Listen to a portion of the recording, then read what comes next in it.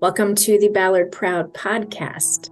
It seems everyone can agree that Ballard is a fantastic school district, and when asked why, the answer always includes some reference to, well, it's people and relationships. So I'm on a mission to get to know the people of Ballard and find out why everyone is so proud to be part of this district. I'm Danny Trimble, Superintendent for the Ballard District, and I'd love for you to come along with me on this journey to uncover what it means to be Ballard Proud.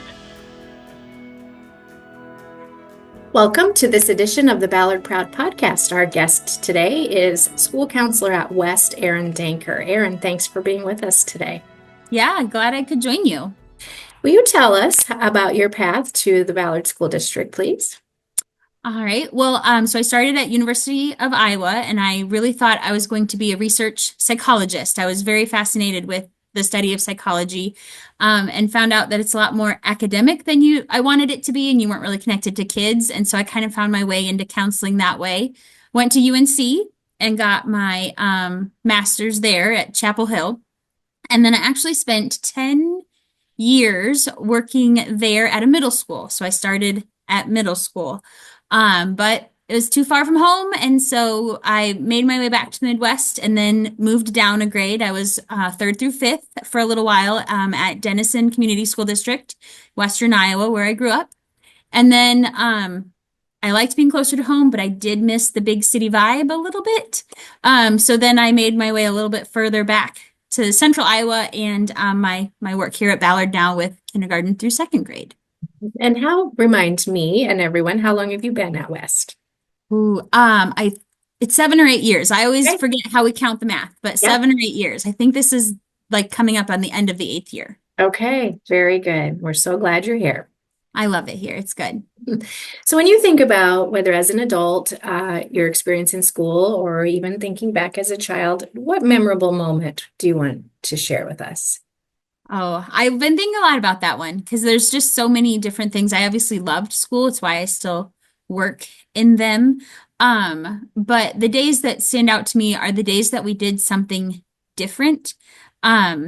So in our high school, we used to have this thing called class games, and we would take a whole day, and the freshmen, sophomore, junior, seniors, you would divide into your grade levels, and you would just play the stupidest relay race games, and which grade level could eat a gallon of ice cream the fastest with a team of like 8 people, or tug of war or whatever. Usually did it around like homecoming or in the spring. There was always homecoming backwards, Ganokomo.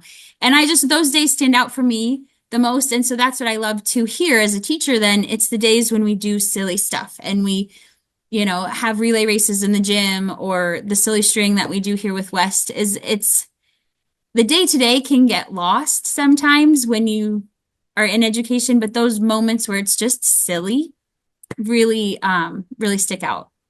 It's so important for children to have those moments. Yeah. Yeah. Even as a high schooler too, like it's not even just the littles, when you think about K2, it's the big kids. They're still just kids. I know they look grown up, but they're just big kids. And so the silly, the ridiculous, the fun, they still like it, even if they say they don't. Mm-hmm. Yes.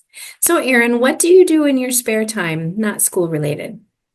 I would not have said this about myself maybe in my younger adult days, but I am a runner now.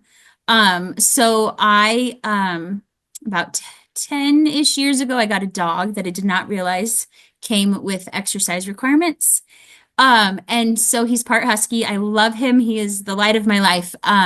Tell my son. But anyway, he's a husky and he needs a lot of exercise. And so started just running with him. And then slowly, realized he's a winter dog. So you don't stop running in winter because then he stops getting his energy out. So over the last, 10 years, developed that running habit and just really enjoy being outside, being in nature, having that time with, your pet, or just to move your body. So a lot of time on the road. I don't like treadmills, so a lot of time outside. I like to cook a lot. Baking is really fun for me, but then I have to find people to eat it and share it with. Baking recipes are not usually designed for like small families. Mm-hmm. So a lot of baking, running, and then I do really enjoy reading. Pretty avid reader. that's again with the son, my young son, it's a little bit on the back burner right now, but running still happens at least 3 or 4 times a week, every week. I've done a few half marathons and even did run the Des Moines Marathon once. Will never do that again. Marathon was too much. It was too much. I did not enjoy it. There was no Kool-Aid being enjoyed by me that day. But good for you, Erin. Yeah, Erin says you'll do one and you'll just never stop. And I was ready to stop at like mile 18. I was done. I finished and I'm really proud of myself for finishing, but it is not my jam. Half marathons are a good challenge though. Like it's a good push. You can do it, but not really like turn your life upside down. Yeah, good for you. It takes a lot of training. Yes. Yeah. Yes, it does. I also like to ask people about their music preferences. So if you have time to make a playlist, what is it or what would it be? So I still really like the music of my teenage years. And so if I'm really, driving somewhere and I want to have that background, I go back to the early 2000s pop. A lot of that boy band, the women of the time, Britney, Christina, that kind of stuff. But then I also like a little bit alternative rock. So then you got throw in there like some Matchbox 20 or some Goo Goo Dolls. So it's just a really interesting mix of like a little bit grungier with then just this super fun pop. Like I don't want to think about my music. I just want to be able to sing along and know the words and like tune out the driving and just go. Yeah. Is music part of your running or do you like the piece of running? I like the piece of running. I have tried music while running. People say, it's great. I get if it's not the song I want right then, or if it's the wrong tempo, or if your device starts skipping or whatever, it distracts me. I like the piece. I like the quiet. I do a lot of good thinking on my runs. I write really great emails while I run. Um, but no, and I I always get nervous too if I run in cities, obviously now, Ankeny or things like that, Ames. And so I like to know what's going on around me traffic wise. Yep.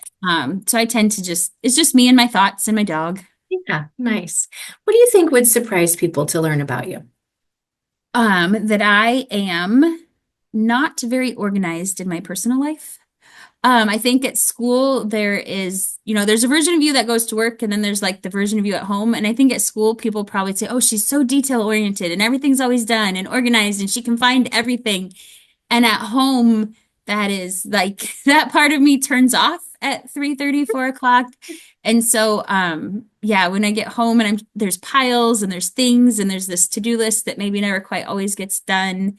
And, a little bit scatterbrained when it comes to home. I think I ask my husband 20 times a day, where did I put my phone? I don't know. We have to call it and find out if it's in the refrigerator or like if I took it down to the basement when I was doing something and then I never brought it back up. Not very organized. That is fun to know about you. Yeah. No, I would lose my head if it wasn't attached at home. At home. At school, man, I can remember what happened when and who did what to who and what needs to be done. And then that just kind of all turns off after about 4. Last question for you, Erin. Having been here for a while, I think it's a fair question. What makes you most proud of the Ballard District? I really like how we all work together. I've been on several different committees that are district-wide and have really appreciated my time with people like Mrs. Klaus or Miss Watson. But then even when I think about West, how Mrs. Johnson, myself, how the teachers, our new behavior interventionist this year with Mrs. Hager, like how we all can come together and think about what needs to get done and who's got the strengths for that thing, so that we're not always burning ourselves out, like that we can rely on each other and be that team and be thoughtful and do what's best for kids. And it's not just an island. I think sometimes counselors are islands. They're not teachers, but they're not admin, but they're not specials, but they're not, they're just in this little weird in between space. And so I've really appreciated at Ballard how I team and can team within my own building and then across with my counselors at other levels. And then too, with just like the committees I've been on with different things.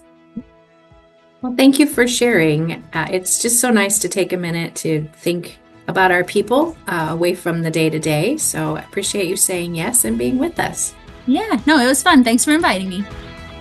Thanks for tuning in to this episode of Ballard Proud.